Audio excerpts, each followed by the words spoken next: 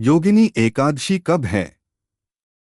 2025, 21 या 22 जून। पूजा विधि संपूर्ण जानकारी। महिलाएं एकादशी व्रत में क्या खाएं क्या नहीं।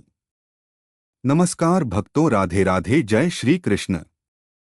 प्रिय भक्त जनों, योगिनी एकादशी का व्रत हिंदू धर्म में अत्यंत महत्वपूर्ण और पुण्यदायी माना जाता है। यह व्रत विशेष रूप से भगवान विष्णु के भक्तों द्वारा किया जाता है। पालन करने से पापों का नाश होता है और मोक्ष की प्राप्ति होती है। योगिनी एकादशी का व्रत विशेष रूप से उन लोगों के लिए महत्वपूर्ण है जो किसी श्राप से पीड़ित हैं। मान्यता है कि इस दिन विशेष पूजा विधि और व्रत के माध्यम से श्राप का प्रभाव समाप्त किया जा सकता है और जीवन में सुख शांति की प्राप्ति होती है। महाभारत में वर्णित है कि गांधारी के श्राप के कारण भगवान श्री कृष्ण की नगरी द्वारका का जलमग्न होना यह दर्शाता है कि श्राप का प्रभाव देवताओं पर भी पड़ता है। इसलिए योगिनी एकादशी के दिन विशेष पूजा विधि से शापों का प्रभाव समाप्त किया जा सकता है। योगिनी एकादशी की व्रत कथा में यह उल्लेख है कि इस दिन विशेष पूजा विधि और व्रत के माध्यम से शापों का प्रभाव समाप्त किया जा सकता है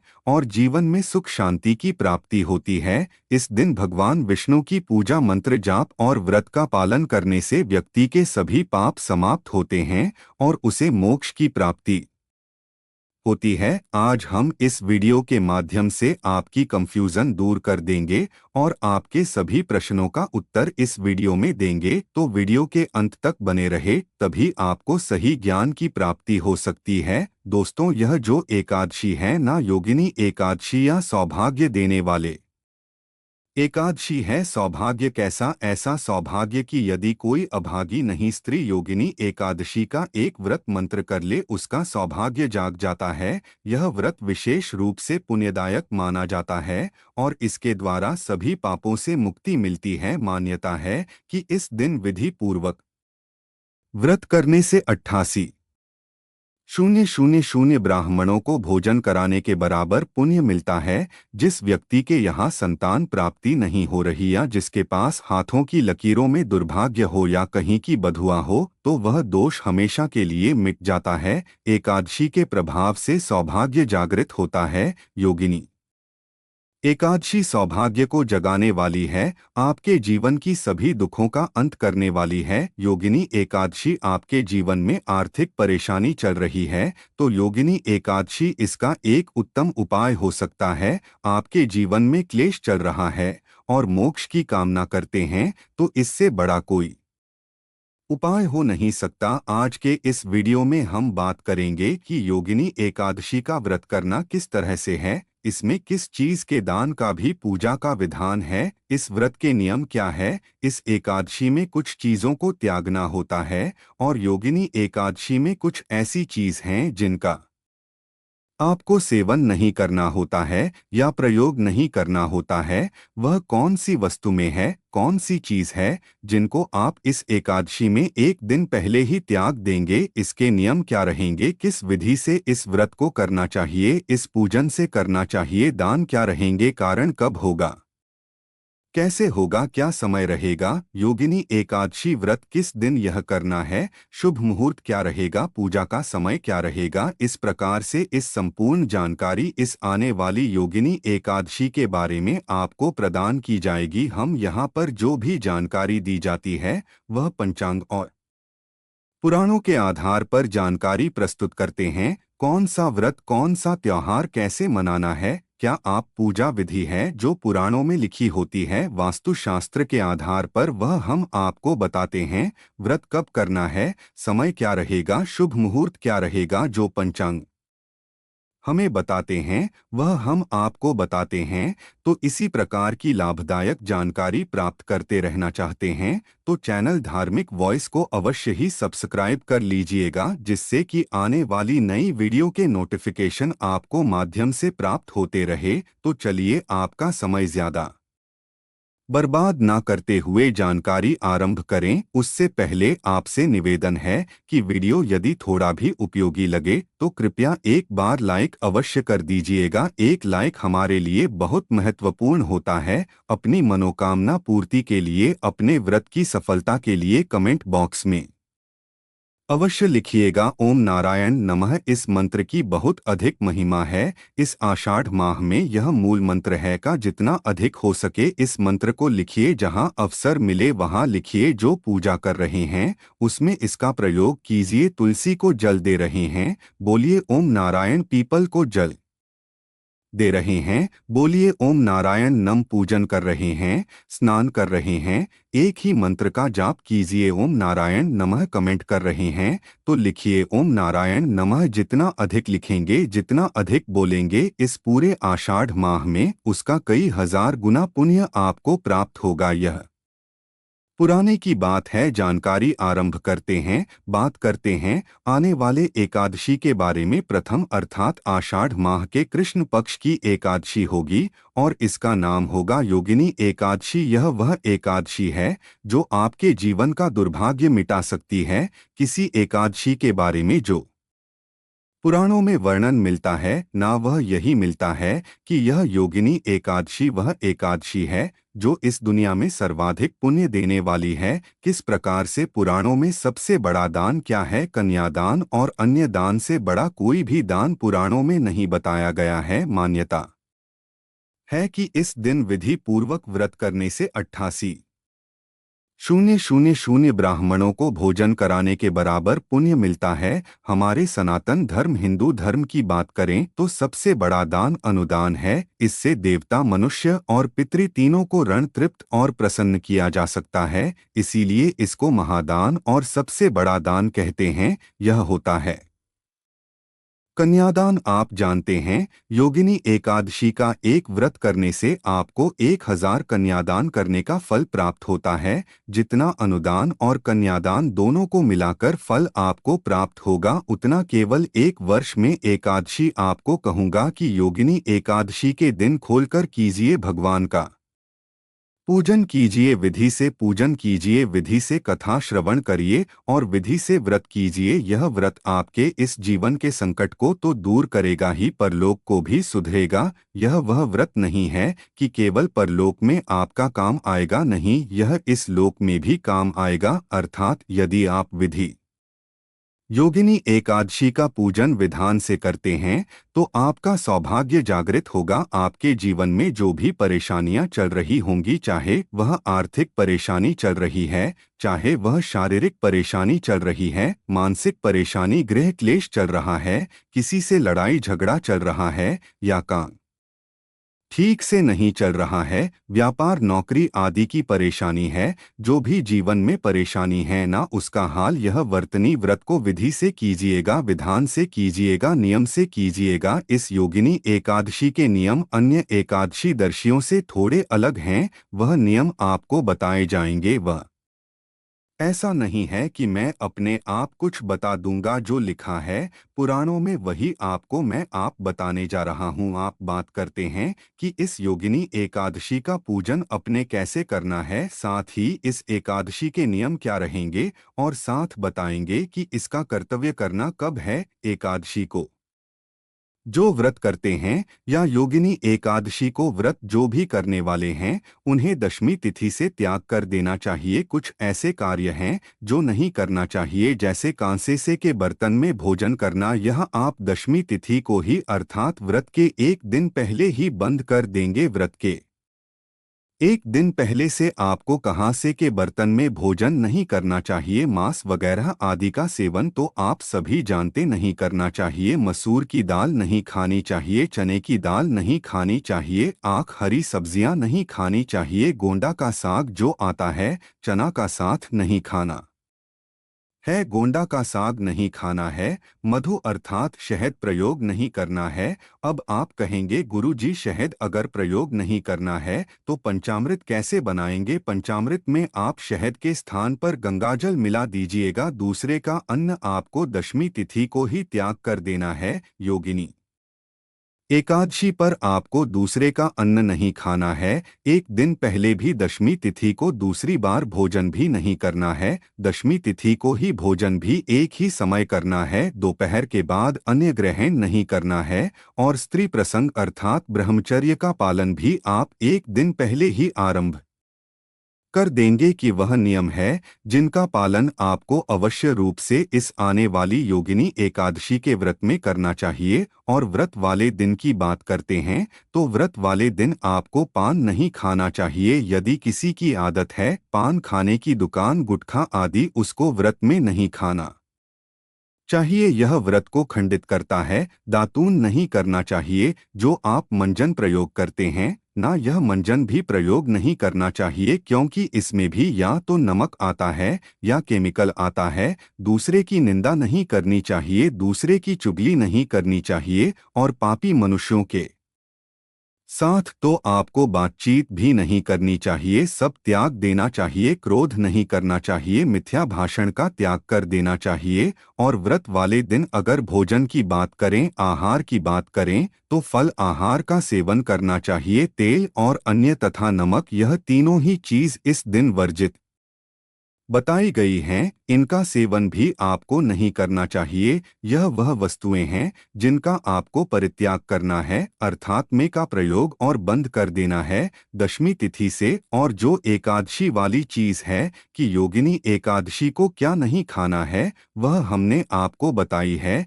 कि इसका व्रत पूजन कैसे करेंगे। तो योगिनी एकादशी के व्रत वाले दिन वृद्ध को सूर्य उदय से पहले अवश्य उठ जाना चाहिए। वहां चल रहा है वैसे तो संभव हो स्नान कीजिए क्योंकि आषाढ़ स्नान की महिमा बड़ी अद्भुत है। दोस्तों, स्नान की महिमा इतनी अधिक है कि इसका जो पुण्य है ना, वह कार्तिक स्नान से भी 1000 गुना गुना अधिक है। और उसको ज्यादातर लोग जानते नहीं है। और इसका कारण भी भगवान श्री हरि विष्णु का एक श्राप है कि यह कहे कि भगवान श्री हरि विष्णु का एक वचन है जो उन्होंने यमराज को दिया था कि महिमा इसका पुण्य सभी मासूम में सर्वोत्तम है। यदि आप कार्तिक स्नान को या कार्तिक मास को सबसे उत्तम समझते हैं तो यह आपकी भूल होगी। एक बार उसे वीडियो को सुनिएगा जिसमें हमने पद्म पुराण से पूरा विवरण निकाल कर ले आपके लिए कि किस प्रकार से भगवान विष्णु स्वयं इस मानस के बारे में वर्णन कर रहे हैं और क्यों इस मास की जो महिमा अर्थात इसकी जो जानकारी है यह हम लोगों के बीच में वह कम होती जा रही है। इसका कारण क्या है? कल युग में इस मास के बारे में अधिकतम लोग जानते नहीं हैं। इसकी महिमा, इसके महत्व को नहीं जान पा रहे हैं। इसका कारण क्या है? यह उसे वीडियो से होगा, परंतु यदि आपने इस वीडियो के माध्यम से इसकी महिमा को समझ लिया तो आप छोड़ ही नहीं पाएंगे। इस आषाढ़ मास में स्नान दान होने के कार्य करना कितना अधिक पुण्य है। साहब, वर्णन आता है कि यमराज स्वयं भयभीत हो गए आषाढ़ माह के पुण्य को जब पृथ्वी वालों ने प्राप्त करना शुरू किया था। उनका पूरा नरक रोग खाली हो गया, यमलोक खाली हो गया, यमदूतों को कोई मिलता नहीं था क्योंकि सब असद स्नान करके अपने पाप धो लेते थे। तब वह रोते हुए पहुँचे विष्णु भगवान के पास कि प्रभु, आपने यह क्या मानस बनाया है? यह तो 7 पीढ़ी के जो पुराने जीव मेरे यहाँ नर्क में पड़े थे उनके साथ में पीढ़ी में आकर स्नान कर लिया। आपका पैसा आपका, और वह वहाँ से तृप्त हो गए। मेरा तो काम ही बंद हो गया। बड़ा ही रोचक प्रसंग है, इसको अवश्य सुनिएगा। तो एकादशी वाले दिन आपको सूर्योदय उठाना है। उठने के बाद स्नान आदि करके अपनी पूजा स्थल के साथ सफाई कीजिए और पूजा स्थल पर सामग्री एकत्र करके आसन लगाकर बैठ जाइए। बात आती है कि सामग्री में हमें क्या क्या चाहिएगा, तो सामग्री नोट कर लीजिए। सामग्री में आपके पास होने चाहिए भगवान श्री हरि विष्णु की कोई प्रतिमा या तस्वीर, माधव रूप की। अगर तस्वीर आपके पास हो, प्रतिमा हो, तो बहुत उत्तम रहेगा क्योंकि वह साथ में दोनों ही एकादशियों पर आपको भगवान के माधव स्वरूप का पूजन करना चाहिए। एक चौकी पीला वस्त्र, रोली मोली, पान सुपारी, लौंग, इलायची, धूप में पुष्प की माला, खुले पुष्प चित्र, जानू, तांबे का एक लोटा, यह सामग्री आपको आवश्यक होगी। साथ ही पंचामृत बनाने के लिए कच्चा दूध, दही, घी, शहद और शक्कर, यह 5 चीज पंचामृत बनाने के लिए, क्योंकि एकादशी व्रत है, इसमें शहद प्रयोग नहीं होगा, तो उसके स्थान पर गंगाजल की सारी वस्तुएं आप एकत्र कर लीजिए। सामग्री एकत्र कर लीजिए। तांबे का लोटा लीजिए, उसे अच्छे से मांजिए और उसमें पहले गंगाजल भरिए, फिर उसमें शुद्ध जल भर लीजिए। आसन लगाकर बैठ जाइए और पूजन आरंभ कीजिए। एक पुष्प से सभी सामग्री पर और स्थान पर पहले पानी से छींटे दीजिए। इसका लाभ यह होगा कि इससे जो स्थान है, जो सामग्री है, वह सभी पवित्र हो जाएगी। छींटे दीजिएगा। इसके साथ ही मंत्र पढ़ते हैं, ओम पवित्र हो पवित्र एवं श्रवण व्यास मेरे। तो कुंडली कक्षा ही हो। इस प्रकार से अपने पवित्रीकरण किया है, शुद्धिकरण किया है, भगवान को विराजमान करेंगे। उससे पहले अपने हाथ धो लीजिए। अपने सीधे हाथ पैर जल लीजिए और धो दीजिए। हाथ धोने के बाद भगवान की स्थापना कीजिए। चौकी बिछाइए। चौकी पर पीला वस्त्र अगर है तो वह भी चाहिए और भगवान को स्थापित करने से पहले प्रार्थना कीजिए कि हे ईश्वर ही परमात्मा, हम आपके यहाँ आवाहन कर रहे हैं, आप यहाँ विराजमान हो और भगवान की तस्वीर को स्थापित कर दीजिए। यह भाव हो गया कि अपने भगवान को आसान दिया पुष्प के रूप में और भगवान आकर विराजमान हो गए। अब जिन लोगों के यहाँ चौकी नहीं है, तो वह अन्यत्र स्थान पर भी भगवान का इसी प्रकार से स्थापना करेंगे। आपके पास जो भी उपयुक्त स्थान है पूजा का, वहाँ पर आप इसी प्रकार से निवेदन करके पुष्प रखिए और भगवान की तस्वीर या प्रतिमा को स्थापित कीजिए। राखी आप कुछ लोग कहेंगे कि हमारे पास तो पृथ्वी पर है, पूजन करना है हमें, तो हाँ हाँ, पृथ्वी पर रखकर भी पूजन कर सकते हैं। शुद्धता का ध्यान रखें, अच्छे से साफ सफाई कर ले। किसी का कच्चा मकान भी यदि है ना, तो उसको अच्छे से लिख लीजिए। उसे स्थान को जहां अपने भगवान की तस्वीर रखनी है और पुष्प के रूप में आसान दीजिए, वहां पर भगवान की स्थापना कीजिए। वही फल है जो चौकी पर मिलेगा। और कहते हैं कि मुझे स्थान से अंतर नहीं पता लगता, मुझे आपका भाव जानना है। अगर आप भाव से पूजन करेंगे तो मेरे लिए सोने की चौकी पर बिठाने वाला और पृथ्वी पर बिठाने वाला दोनों ही बराबर है, दोनों ही समान। जिसको जितना मैंने दिया है उसको उसी अनुसार मेरा व्रत पूजन करना। स्थापना करने के बाद सामने दीपक रखिए। घी का दिया, घी के दिए के नीचे भी आसान दीजिएगा। दीपक को कभी पृथ्वी पर नहीं रखते हैं या कहीं भी सीधा नहीं रखते हैं, आसान देते हैं। और धूप रखिएगा। अब आपको दीपक को प्रचलित कर लीजिए, धूप को प्रचलित कर लीजिए और संकल्प कीजिए। व्रत करने का संकल्प करने के लिए अपने सीधे हाथ में जल लीजिए। 1 रुपया का सिक्का दक्षिण के रूप में कम से कम रखिए और 3 बार बोलिए ओम श्री विष्णु, ओम श्री विष्णु, ओम श्री विष्णु। अपना नाम, अपना गोत्र, जिस स्थान पर बैठकर आप संकल्प कर रहे हैं, वहां का मकान नंबर, क्षेत्र का नाम, शहर का नाम, ज्येष्ठ माह से कृष्णा पक्ष, एकादशी, आयाम, पुण्यतिथि, आयु, आरोग्य, पिता प्राप्त है, सौभाग्य प्राप्त, प्यार था, यह सुख संपत्ति प्राप्त है। एकादशी व्रत पूजन संकल्पम, संकट से विश्व विष्णु शरण, शरण प्रताप। और वह संकल्प भगवान के चरणों में अर्पित कर दीजिए। हाथ जोड़कर नमस्कार कीजिए। अब आप भगवान का पूजन आरंभ करेंगे। पूजन करने के लिए भगवान के सामने एक पत्र रख दीजिए, कटोरी रख दीजिए या कोई अन्य पत्र जिसमें आप पूजा की सामग्री अर्पित करेंगे। भगवान को पहले पद आग आजमानी कराया जाएगा। चल रहा है तो उसी के अनुसार मित्रों का प्रयोग करना है। माधव मास की योगिनी एकादशी में असद मास का प्रभाव बहुत अधिक देखा गया है, इसीलिए इस प्रकार से हमें पूजन करना चाहिए। सबसे पहले भगवान को पद्य और आज मणि अर्पित करेंगे। पद्य के रूप में 1 चम्मच जल अर्पित कीजिएगा। ओम भूर्भुव स्वध्वे वैष्णव नमः पद्यम समर्पयारी के रूप में जल अर्पित कीजिए। भगवान माधव का पूजन करते हैं, भगवान के माधव स्वरूप का पूजन कर रहे हैं। ओम भूर्भुवस्व नारायण नम के रूप में 1 चम्मच जल आप परमात्मा को अर्पित कीजिए। आज मैंने कराएंगे। ओम भूर्भुवन नम के रूप में 1 चम्मच अर्पित कीजिए। भगवान को स्नान करेंगे। स्नान के लिए 1 चम्मच जलापित करेंगे। जिनके पास प्रतिमा है वह प्रतिमा को नहीं लेंगे। ओम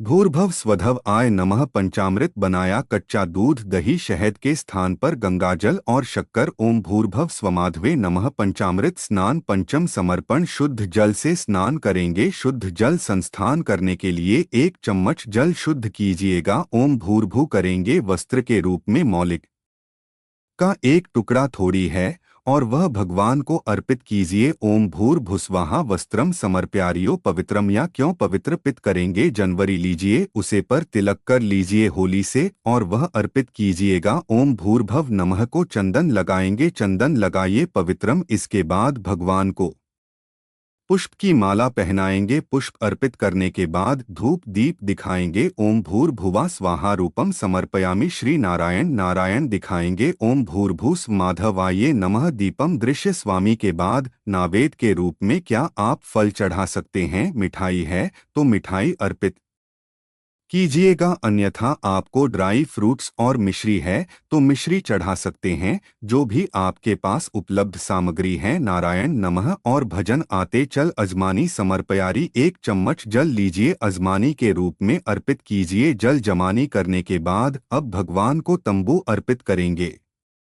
तांबूल पान का पत्ता लीजिए उसमें 2 लौंग 2 इलायची 1 सुपारी रखिए और वह अर्पित कीजिएगा। ओम भूभ स्वराय नमः अर्पित करने के बाद दक्षिणा अर्पित कीजिए भगवान को प्रेम से। ओम भूर्भ स्वराय नमः शिवाय। ओम समर्प्यारी शुभ दक्षिणा अर्पित कीजिए। दक्षिणा अर्पित करने के बाद हाथ जोड़कर भगवान को नमस्कार कीजिए। भगवान से प्रार्थना कीजिए कि यह परमेश्वर आज के दिन हमने आपका यह योगिनी एकादशी का पूजन किया है, हम व्रत कर रहे हैं, इस पूजन को आप स्वीकार करें और इस व्रत को हम अच्छे से कर पाए इतनी हमें शक्ति प्रदान करें। उसके बाद अब आपने एकादशी का महत्व सुनना है। एकादशी की कथा YouTube पर सुनते समय ध्यान रखिएगा कि YouTube पर बहुत सारे चैनल किसी भी कथा को किसी भी नाम से चला देते हैं, तो सही चैनल चुनें और सही ही कथा सुन लें। आपका चैनल जिस पर आप यह वीडियो देख रहे हैं एक वास्तु शास्त्र पर का चैनल है और यहाँ पर हम सही कथाएं हैं, तो सही कथा सुनने के लिए चैनल को भी सब्सक्राइब कीजिए। अगर नए हैं तो और बेल आइकन के निशान को अवश्य दबाइएगा, तभी आपको सारी वीडियो प्राप्त होंगे। सब्सक्राइब करने के बाद एक बेल का निशान बना हुआ आएगा, उसको दबा दीजिएगा। इसके साथ साथ में विष्णु सहस्त्र नाम आपको सुनना चाहिए। कथा विष्णु सहस्त्र नाम और नारायण कवच, और यह तीनों ही चीज हम प्रत्येक एकादशी पर अपलोड करते हैं। इसका लाभ लीजिएगा, फिर भगवान की आरती कीजिएगा और नियमों के अनुसार दिन को व्यतीत कीजिएगा। नियम हमने आपको बताए हैं कि दिन में आपको व्रत वाले दिन सोना नहीं चाहिए। पारण वाले दिन आपको सूर्योदय से पहले उठ जाना चाहिए। उठने के बाद स्नान आदि करके स्वच्छ वस्त्र धारण करके पारण की पूजा करेंगे। पारण की पूजा करने के बाद आप पुष्पांजलि करेंगे, जो कि क्षमा प्रार्थना होती है। किसी भी व्रत पूजन के लिए सफलता के लिए बहुत आवश्यक होती है। वह पुष्पांजलि और क्षमा प्रार्थना करेंगे। भगवान को पारण का भोग लगाएंगे, ब्राह्मण को दान आदि देंगे और उसके बाद व्रत का पालन करेंगे। वीडियो में बताते भी हैं तो उसको आप अवश्य देखिएगा। यहाँ आपको बता दें कि अब आपको व्रत करना कब है और पारण करना कब है। योगिनी एकादशी 2025 में 21 जून शनिवार को मनाई जाएगी। यह व्रत विशेष रूप से भगवान विष्णु की पूजा और पापों के निवारण के लिए किया जाता है। व्रत तिथि और पारण व्रत तिथि 21 जून शनिवार, पारण तिथि 22 जून 2025 रविवार प्रातः काल। पारण का समय सूर्योदय के बाद होता है, जो स्थान विशेष के अनुसार भिन्न हो सकता है। आपके स्थान शिवपुरी मध्य प्रदेश के लिए सूर्योदय का समय लगभग 5:30 के आसपास होगा, इसलिए पारण का समय 5:30 से 6:30 के बीच उपयुक्त रहेगा। शुभ मुहूर्त और अभिजीत मुहूर्त। शुभ मुहूर्त व्रत के दिन विशेष पूजा के लिए शुभ समय सूर्योदय से पूर्व का समय होता है, जो लगभग 5 बजे से 5:30 के बीच होता है। अभिजीत मुहूर्त दिन के मध्य का समय होता है, जो लगभग 12:00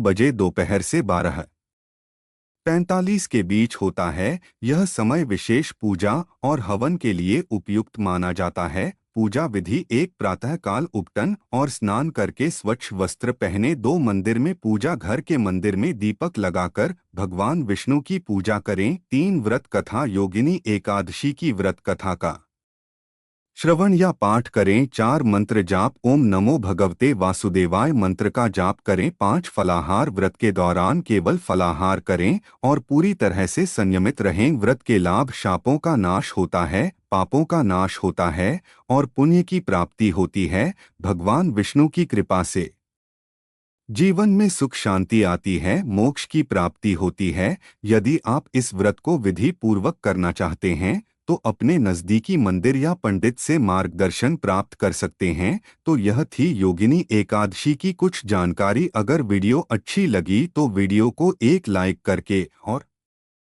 अपने YouTube चैनल यानी धार्मिक वॉइस YouTube चैनल को सब्सक्राइब करके बेल नोटिफिकेशन को ऑल पर सेट कर दें ताकि हमारी आने वाली हर एक न्यू वीडियो का नोटिफिकेशन आपके पास जल्द ही पहुंच जाए। तथा कमेंट बॉक्स में सच्चे दिल से जय श्री हरि विष्णु, जय माता लक्ष्मी लिखकर अपनी हाजिरी जरूर लगाएं। वीडियो देखने के लिए आपका धन्यवाद।